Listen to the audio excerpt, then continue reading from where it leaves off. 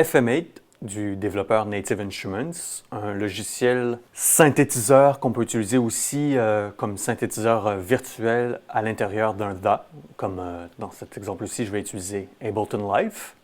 FM8 exploite la synthèse FM, FM, deux lettres qui signifient modulation et fréquence. Donc c'est une synthèse qui utilise la modulation de fréquence pour générer des timbres sonores plus complexes.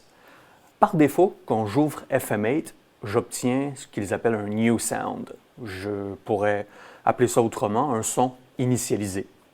Et par défaut, dans un synthétiseur FM, en général, ce qu'on utilise à la source, ce sont des ondes sinusoïdales. Alors, c'est ce que je vais jouer.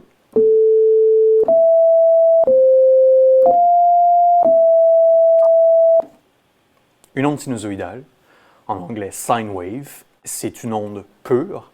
Elle est très pauvre, c'est-à-dire qu'elle ne génère aucune réponse harmonique. Ce n'est qu'un tone, une seule fréquence. Avec un synthétiseur FM, par contre, on a cette possibilité, par le biais de la modulation de fréquence, d'enrichir cette onde sinusoïdale et puis créer davantage d'harmonique, une richesse sonore beaucoup plus intéressante. Regardez ici, j'ai, si vous voulez, l'espèce de barre des commandes où je peux réinitialiser le son, ouvrir un son existant, faire une sauvegarde, importer du data.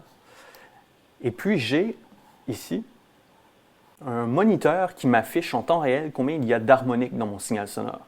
Et voyez-vous, comme j'utilise une onde sinusoïdale, il n'y a qu'une seule fréquence de générer.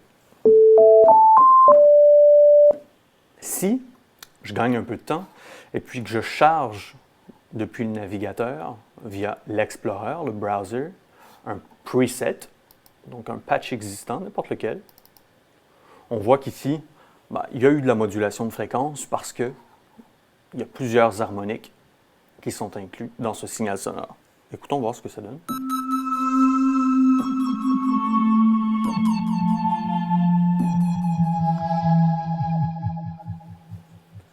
Donc effectivement, c'est plus riche, plus intéressant, parce qu'il y a plus d'harmoniques. Je vais réinitialiser tout ça. File, New Sound. Retournons au navigateur. J'ai le browser qui me permet, comme vous l'avez vu, de charger différents presets, différents patchs.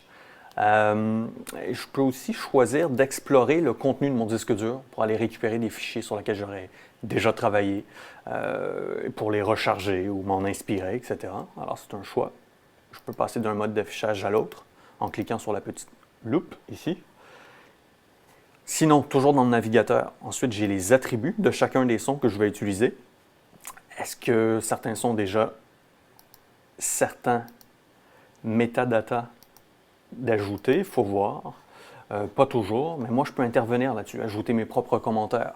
Si je tombe par hasard sur un son intéressant, mais que je ne crois pas m'en servir immédiatement sur cette production musicale, moi je peux mettre des commentaires, par exemple, efficaces pour une production hip-hop ou techno ou house, puis y revenir par la suite.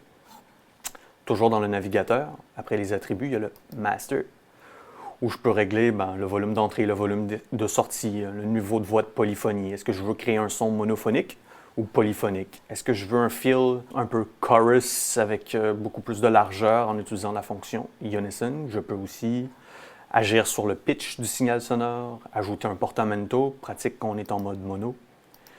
Un arpégiateur, à quelle vitesse? Est-ce que je veux le synchroniser à la vitesse de mon séquenceur, de mon DA? Ici, ce serait Ableton Live. Et ça, c'est très intéressant. Ça te permet d'ajouter un feel plus analogue ou plus numérique sur le signal sonore. Donc, c'est une petite touche qu'on peut ajouter à la toute fin de son sound design pour voir si ça n'ajouterait pas quelque chose d'intéressant. Je vais le laisser à 0 pour le moment. Ensuite, après la section Master, j'ai la section Effets. Très intéressant, encore une fois.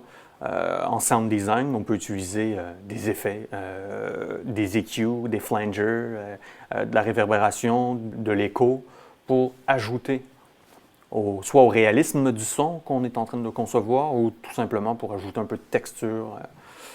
Après la section effet, j'ai la section arpégiateur. Bon, arpégiateur, inspiré du mot arpège. Donc en théorie musicale, on peut jouer un accord, un minimum de 3 notes, Et ces 3 notes, je peux les jouer en arpège en les jouant une à la suite de l'autre. Ça demande un peu de précision, parfois, de jouer tout en arpège. Alors, on peut utiliser un arpégiateur. L'accord que je joue, c'est-à-dire que si je plaque les 3 notes simultanément, le logiciel, puisque l'arpégiateur est activé, va tout arpéger d'un seul coup. Et je peux intervenir sur le type d'arpège, etc. C'est très, très, très intéressant. Ça peut être pratique aussi en sound design. Un arpégiateur à jouer très, très, très rapidement donne une autre dynamique au signal sonore. Ça peut être très intéressant. Je vais le désactiver pour le moment.